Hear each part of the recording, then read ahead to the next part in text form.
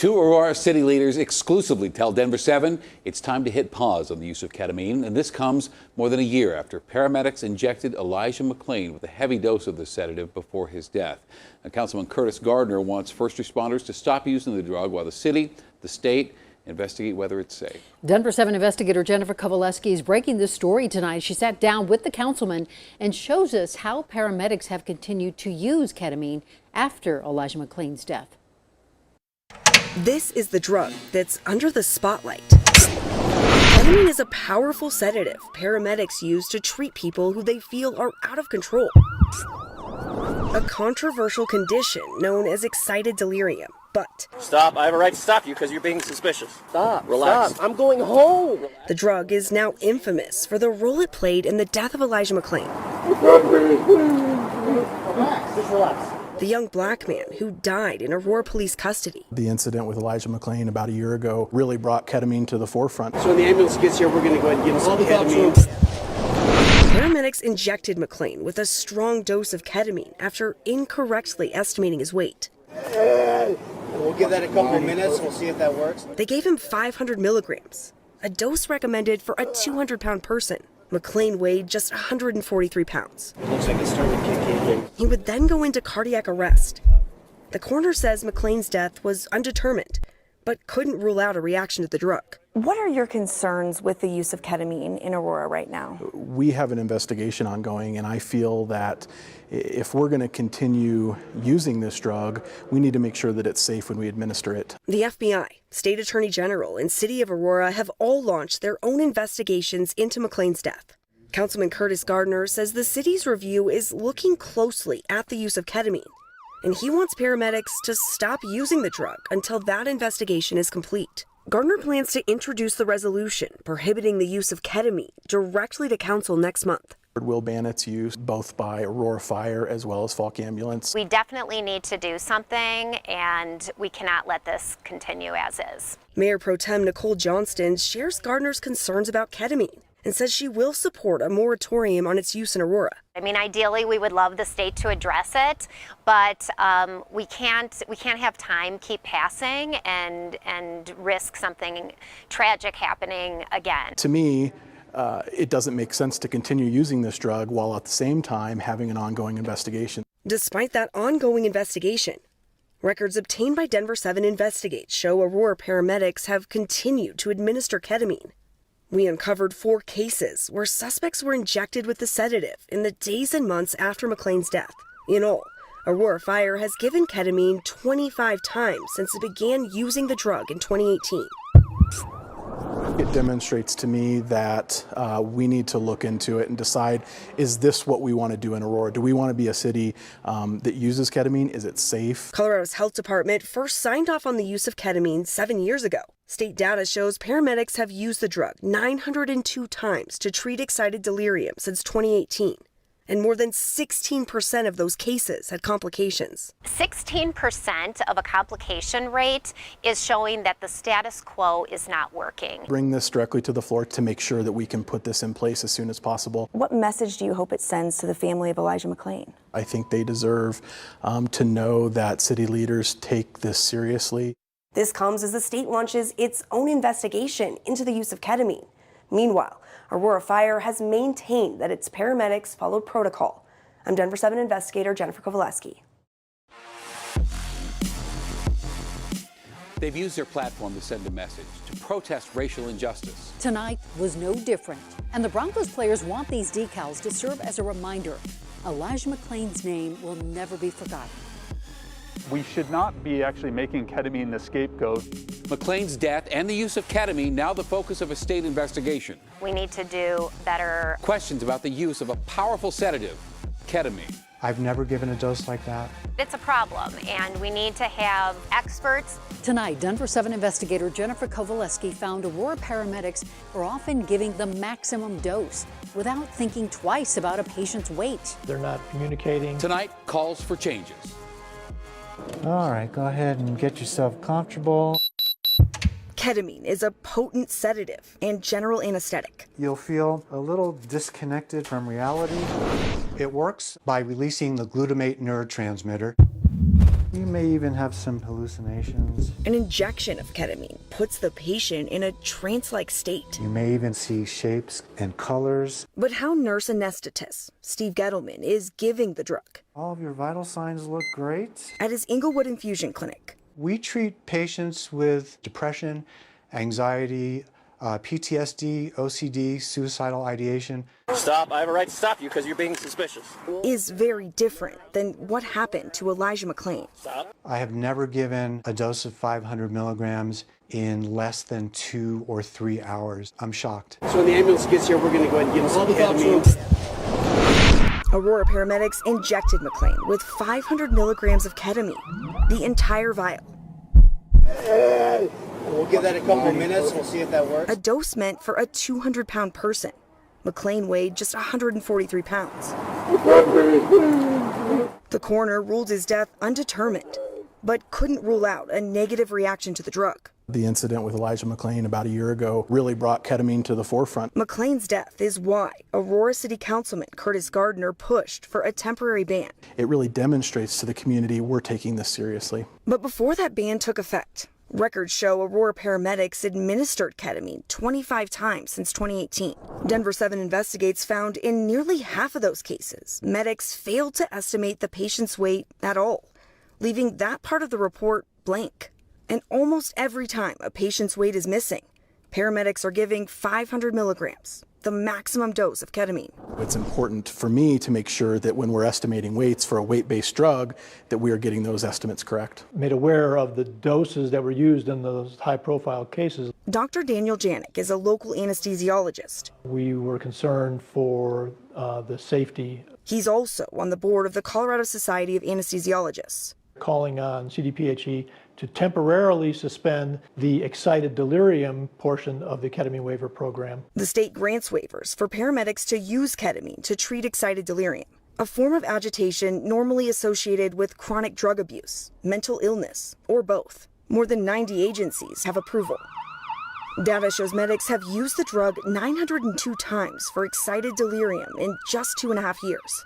And more than 16% of those cases had complications.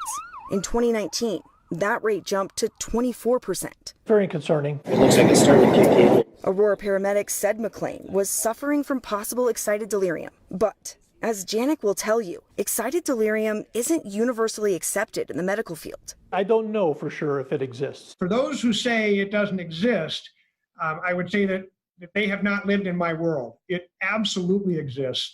And it is a medical emergency. Dr. Christopher Colwell says excited delirium is real. You see 8 or 10 people trying to control somebody and they still can't do it. It's that type of agitation. Stop. Relax. Stop. I'm going home. Relax or I'm going to have to change this situation. He says the more someone struggles with police, the more their health is at risk. Developing severe illness and even dying. Colwell was at Denver Health when Colorado started using ketamine for agitated patients. Black Mamba increase in the summer of 2013. Colwell says that and other drugs led to more extremely agitated patients in need of a higher level of sedation.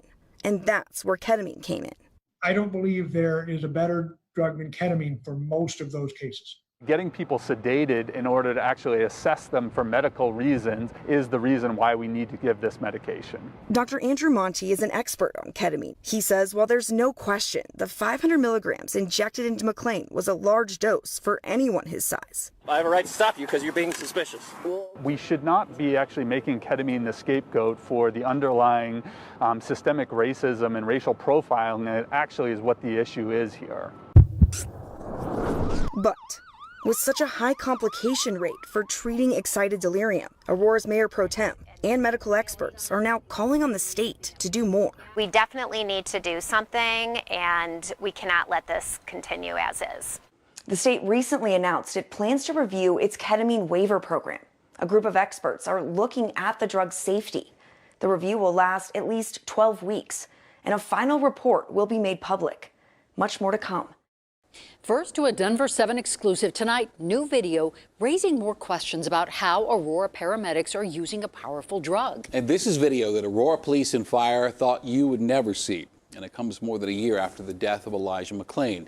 Now, medics injected McClain with a heavy dose of ketamine shortly before he died in police custody. Denver 7 investigator Jennifer Kowaleski has the body camera footage the department took more than 3 months to release. It's a cold Wednesday evening in Aurora. What's going on tonight? An argument over cigarettes leads to a fight. And he kept insisting, give me a cigarette, give me a cigarette. And when he didn't, he swung first. And then a heated interaction with police. Hey, get back! Get down on the ground now! 221 1 at gunpoint. Get down, all the way on the ground! Don't you move! But it's what happens several minutes later that now has the attention of Aurora's highest-ranking officer. Stop.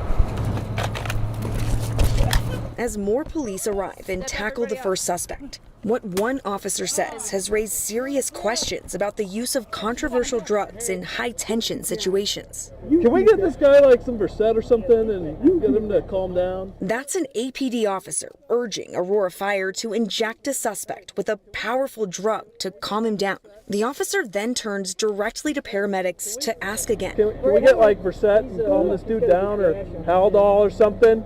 Let's give him some juice to go to sleep. And that juice ends up being ketamine. You ain't going to sleep. And then we can deal with him.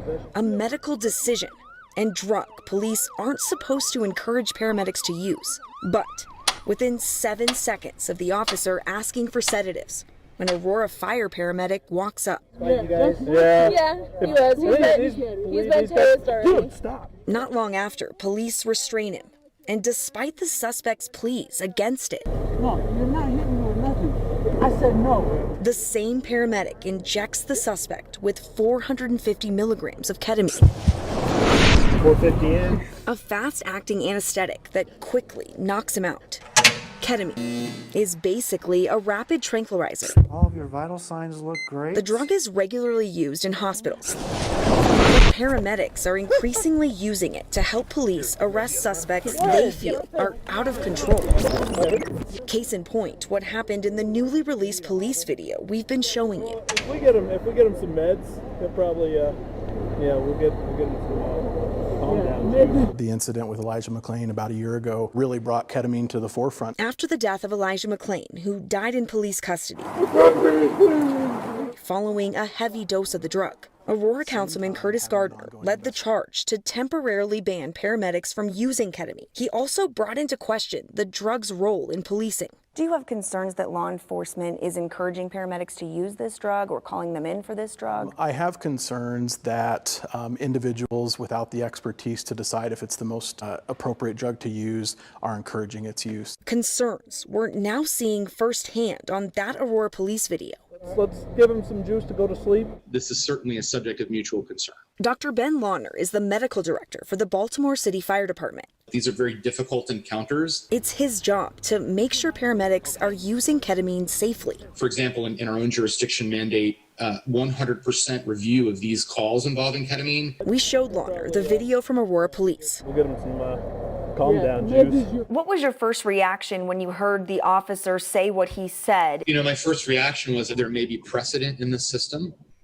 Maybe that could be an accepted practice. Ketamine should not be administered at the request of law enforcement. He says ketamine came on the scene as a way for paramedics to treat extremely agitated patients. This was never incepted or intended as an assist to law enforcement. Not as a drug to help police arrest unruly suspects. There are concerns when you look at the police request for ketamine. Dude, stop. There are national discussions going on about this, and the medical directors have to be, I think, very engaged. We wanted to sit down with both Aurora Fire and police. Both declined our request for an interview. In a statement, Aurora Police Chief Vanessa Wilson said, "This incident occurred nearly 2 years ago, long before the national conversation surrounding the use of ketamine." She went on to say, since she took over as chief in January, officers have already been reminded they are not to suggest or attempt to direct medical treatment. She called the officer's choice of words not ideal, but said he was trying to get the man in crisis help.